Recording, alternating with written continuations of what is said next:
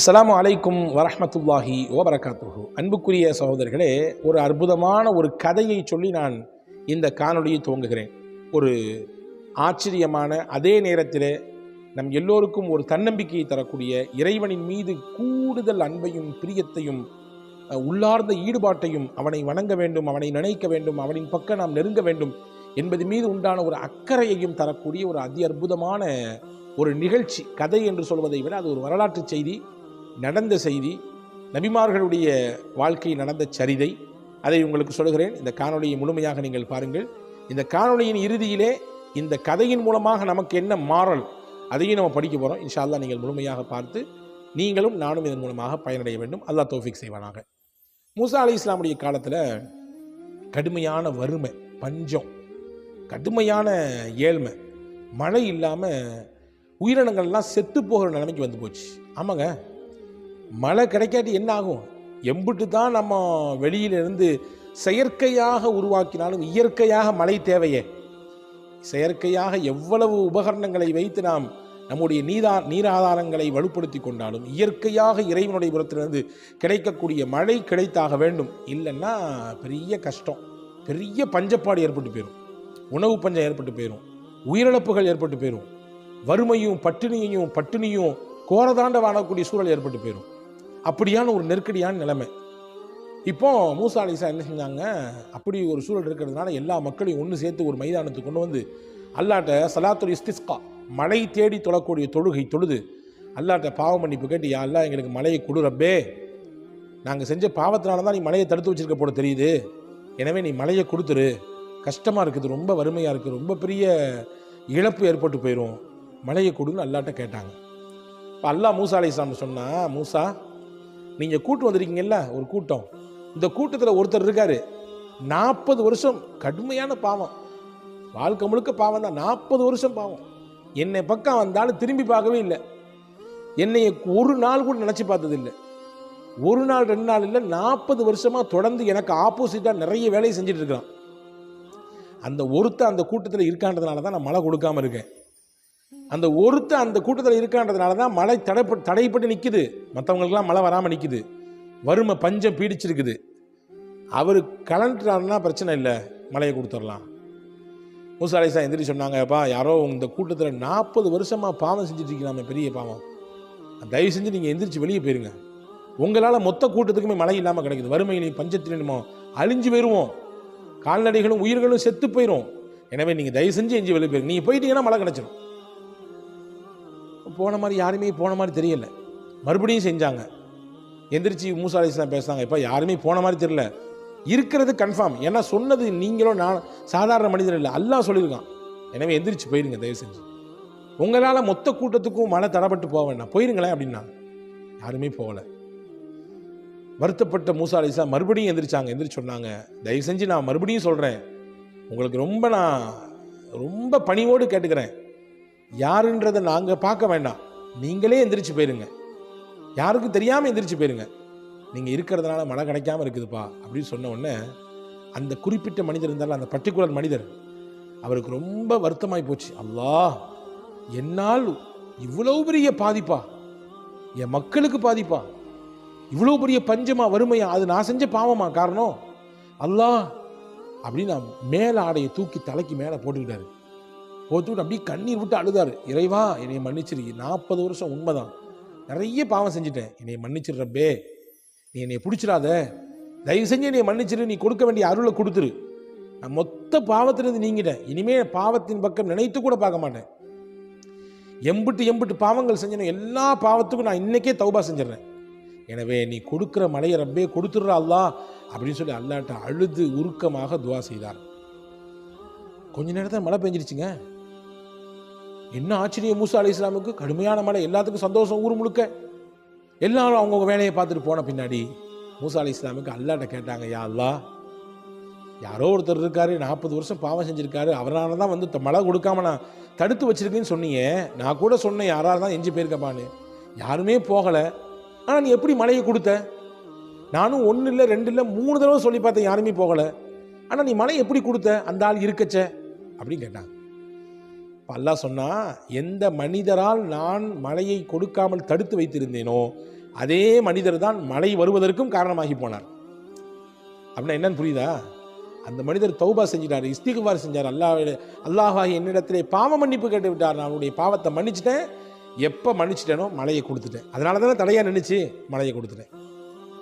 மூசா அலைஹிஸ்ஸலாமுக்கு ஆச்சரியம், அல்லாஹு அக்பர், மழை தடுக்கப்படுவதற்கும் ஒரு மனிதர் காரணம், அதே மனிதர் தான் மழை கொடுக்கப்படுவதற்கும் காரணம். யா அல்லாஹ், அவரை பார்க்கணுன்னு ஆசையாக இருக்க, நீ காட்டி கொடுங்க கேட்டாங்க. அவரை பார்க்கணுன்னு எனக்கு ஆசையாக இருக்கு, யாரும் எனக்கு காமிச்சு கொடுங்க கேட்டாங்க. அல்லாஹ் ஒரு விஷயம் சொன்னார், ரொம்ப நீங்களும் நானும் யோசித்து பார்க்க வேண்டிய விஷயம். நம்முடைய வாழ்நாளில் ஒவ்வொரு நிமிடமும் அல்லாஹ்வுடைய அருளை நாம் சுவைத்து கொண்டிருக்கிறோம், சுவாசித்து கொண்டிருக்கிறோம். அல்லாஹ் நம்ம மேலே எவ்வளவு பாசம் உள்ளவன், எவ்வளவு கருணையாளன், எவ்வளவு அன்பை பொழியக்கூடியவன், நமக்கு தான் அது புரியுறதில்லை. அல்லாஹ் அந்த புரிதலோடு தான் நம்ம இடத்தில் நடந்து கொண்டிருக்கிறான். மூசா அலைஹிஸ்ஸலாம் சொன்னாங்க, மூசா அலைஹிஸ்ஸலாம் அல்லாஹ் சொன்னா, ஏப்பா மூசா நபியே, 40 வருஷம் எனக்கு பாவம் செஞ்சு கொண்டிருக்கும் பொழுதே என்னுடைய இறை தூதராக இருக்கக்கூடிய உங்களை கூப்பிட்டு இன்னார பார்த்துக்குங்க, இவர் இம்புட்டு பாவம் செய்கிறாருன்னு நான் சொல்லி காமிச்சு கொடுக்கவே இல்லை.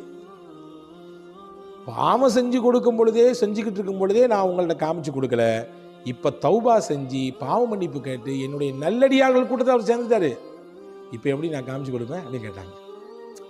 பாவியாக இருக்கும் பொழுதே அடையாளப்படுத்தாத நான் இப்பொழுது பாவ மன்னிப்பை பெற்று நல்லடியார்களிலே கூட்டத்திலே சேர்ந்ததற்கு பிறகு நான் எப்படி அவரை நான் உங்களுக்கு அடையாளப்படுத்தி காமிக்க முடியும், எப்படி நான் அவரை உங்களுக்கு காமிச்சு கொடுப்பேன் என்று கேட்டார்கள்.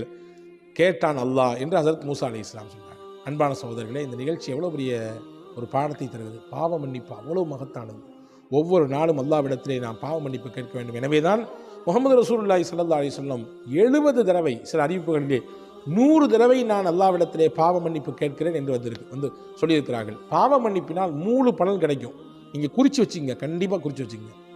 அல்லாஹ்ட்ட இஸ்திக்பார் செய்கிறதுனால 3 கிடைக்கும். இது நான் சொல்லலை, குர்ஆன் சொல்லுது. நீங்கள் பாவ மன்னிப்பு கேட்டால் யுர்சிலி ஸமா அலைக்கும் மித்ராரா, அல்லாஹ் உங்களுக்கு வறுமையை போக்குவதற்கு மழை கொடுப்பான், உங்களுடைய பஞ்சத்தை அழிப்பதற்கு வானிலிருந்து மழையை கொடுப்பான். இது பாவ மன்னிப்பினால் கிடைக்கக்கூடியது. 2வது சொல்கிறாங்க, முக்கியமான நம்ம எல்லாத்துக்கும் தேவை, ஒயும்திதுக்கும் அம்வால், உங்களுடைய பொருளாதாரத்திலே வளத்தை கொடுப்பான், உயரத்தை கொடுப்பான், நல்ல முன்னேற்றத்தை தருவான். நீங்கள் எந்த அளவுக்கு அல்லாஹ்ட்ட இஸ்திக்பார் செய்றீங்களோ அந்த அளவுக்கு உங்களுக்கு காசு கிடைக்கும். அதாவது பொருளாதாரத்திலே பரக்கத் கிடைக்கும், பொருளாதாரத்திலே வளர்ச்சி கிடைக்கும், பொருளாதாரத்திலே முன்னேற்றம் கிடைக்கும், உங்களுடைய வியாபாரத்தை, உங்களுடைய தொழிலிலே நல்ல வளர்ச்சியை நீங்கள் பார்ப்பீர்கள் பாவ மன்னிப்பை செய்ய செய்ய செய்ய செய்ய. 3வது அல்லாஹ் முக்கியமாக சொன்னால், பனீன், பிள்ளை இல்லாமல் இயங்கி கொண்டிருக்கக்கூடிய தம்பதிகள் அதிகப்படியாக அல்லாஹ்விடத்தில் இஸ்திக்பார் செய்யணும். அப்படின்னா என்ன பொருள்? நீங்கள் செஞ்சுருக்கக்கூடிய பாவத்தினால தான் உங்களுக்கு பிள்ளை தராமல் அல்லாஹ் இருக்கிறானா, அப்படி புரிஞ்சிடக்கூடாது. இஸ்திக்பாரின் மூலமாக கிடைக்கக்கூடிய 3வது முக்கிய பலன், பிள்ளை இல்லாதவர்களுக்கு அல்லாஹ் பிள்ளை செல்வங்களை, வாரிசுகளை கொடுப்பதற்கு ஒரு காரணியாக அல்லாஹ் இஸ்திக்பார் வச்சிருக்கான். எனவே யார் ஒருவர் அதிகப்படியாக அல்லாஹ்விடத்திலே பாவ மன்னிப்பை கேட்பாரோ, அல்லாஹ்விடத்தில் இஸ்திக்பார் செய்வாரோ, அல்லாஹ் அவருக்கு வாரிசு இல்லை என்றால் வாரிசை தருவதற்கும் போதுமானவன். இது 3 விஷயத்தை அல்லாஹ் தருவான் இஸ்திக்பார் வழியாக என்று அல் குர்ஆனிலே அல்லாஹ் சொல்கிறான். எனவே அன்பான சகோதரர், பாவ மன்னிப்பு இஸ்திக்பார் அல்லாஹ்ட்ட டெய்லி கேட்கணும். எப்போவாவது ஒருக்க ரமதானில் 2வது பகுதி அதோட முடிஞ்சு போச்சு அப்படின்னு நினச்சிக்காதீங்க, ஒவ்வொரு நாளும் கேட்க வேண்டும். இந்த காணொளியின் கடைசி நேரம் வந்துவிட்டது. நான் ஒரே ஒரு இஸ்திக்பாரை சொல்கிறேன். வாழ்நாளில் நிச்சயம் மனநமிட்டு ஓத வேண்டிய, ஒவ்வொரு நாளும் ஓத வேண்டிய இஸ்திக்பார். ரசூலுல்லாஹ் சொன்னாங்க, யார் நான் சொல்லித்தரக்கூடிய இந்த இஸ்திக்பாரை காலையில் ஓதி அன்றைய மாலைக்குள் மரணத்தை தழுவுகிறாரோ அவர் சொர்க்கத்திற்கு செல்வார். யார் ஒருவர் மாலையிலே நம்பிக்கையோடு ஓதி மறுநாள் காலைக்குள்ளே வஃபாத்தாகிறாரோ அவர் சொர்க்கத்திற்கு செல்வார். மௌத்துங்கிறது 2 நேரத்தில் ஏதாவது ஒரு நேரம், ஒன்று பகலில் வரும் அல்லது மௌத் நைட்டு வரும். 24 மணி நேரம் தான் வரப்போது, அவ்வளோதானங்க. அந்த 24 மணி நேரத்திலே பகலும் இருக்கிறது, ராத்திரியும் இருக்கிறது. அப்போ காலையில் ஓதிவிட்டால், பகலில் மரணம் வந்தால், அதை நம்பிக்கையோடு ஓதும் பட்சத்திலே நிச்சயம் நம் சொர்க்கத்திற்கு தகுதியானதாக மாறுவோம். மாலை ஓதிவிட்டால் நம்பிக்கையோடு, மறுநாள் காலை விடுவதற்குள் நமக்கு மரணம் என்று இருக்குமே ஆனால் நிச்சயமாக அதன் மூலமாக சொர்க்கத்திற்கு நான் செல்வோம். அதுதான் சய்யிதுல் இஸ்திக்பார். முஹம்மது ரசூலுல்லாஹி ஸல்லல்லாஹு அலைஹி வஸல்லம் கற்றுத்தந்த ஹதீஸ் புகாரி ஷரீஃபிலே பதிவாக இருக்கிறது. ரசூலுல்லாஹி சொன்னார்கள், இந்த ஹதீதை, இந்த இஸ்திக்பாரை கட்டாயம் மனனமிடுங்கள். இதிலே நான் ஸ்க்ரீனிலே கொடுக்குறோம், இன்ஷா அல்லாஹ் டிஸ்கிரிப்ஷனும் தருகிறோம். கட்டாயம் மனனமிட்டு ஓதுங்கள். இஸ்திக்பார்லேயே சிறந்த இஸ்திக்பார், ரசூலுல்லாஹ்வால் ஸ்லாகித்து சொல்லப்பட்ட இஸ்திக்பார், அல்லாஹும்ம அன்த ரப்பி லா இலாஹ இல்லா அன்த ஹலக்தனி وأنا عبدك وأنا على عهدك ووعدك ما استطعت اللهم إني أعوذ بك من شر ما صنعت أبوء لك بنعمتك علي وأبوء لك بذنبي فاغفر لي فإنه لا يغفر الذنوب إلا أنت. ஹஜ்ரத் கொஞ்சம் மூச்சு விட்டுங்க அப்படின்றீங்களா? இவ்வளவு பெருசாக இருந்தால் எப்படி அப்படின்னு கேட்குற மாதிரி தெரியுது. பெரிய பலனை கொடுக்கல்லவா? இதை ஓதுவதன் வழியாக, நம்பிக்கையோடு இதை ஓதுவதன் வழியாக சொர்க்கமே கிடைக்கிறது அல்லவா? அந்த சொர்க்கத்தை பார்க்கும்போது இது சின்னது, ரொம்ப குட்டி. இது பெருசுலாம் கிடையாதுங்க. சொர்க்கத்தை கவனித்து சொர்க்கத்தோட கம்பேர் பண்ணும்போது இது ரொம்ப ரொம்ப கடுகை விட சின்னது இல்லையா? எனவே அன்பான சகோதரர்களே, இதை மனநமிடுங்கள், மனநமிட்டு ஓதி வாருங்கள். மிகச்சிறந்த பொருளையும் மிகச்சிறந்த பாக்கியங்களையும் மிகச்சிறந்த பலன்களையும் உள்ளடக்கக்கூடிய இந்த இஸ்திக்ஃபார் நிச்சயம் ஒவ்வொரு நாளும் 2 தடவையாவது ஓத வேண்டும். காலை ஒரு தடவை, மாலை ஒரு தடவை நிச்சயம் ஓதுங்கள். அதற்கு மேலே அதிகமாக ஓதினாலும் ஒன்றும் தப்பு கிடையாது. வல்ல அல்லாஹ் இஸ்திக்ஃபார் வழியாக கிடைக்கக்கூடிய 3 மிகச்சிறந்த பலன்களையும் அல்லாஹ் தந்து அவனுடைய மன்னிப்பையும் அவனுடைய கருணையும் குறிப்பாக அவனுடைய திரு பொருத்தத்தையும் உங்களுக்கும் எனக்கும் எல்லா மக்களுக்கும் அல்லாஹ் தந்தல் புரிவானா.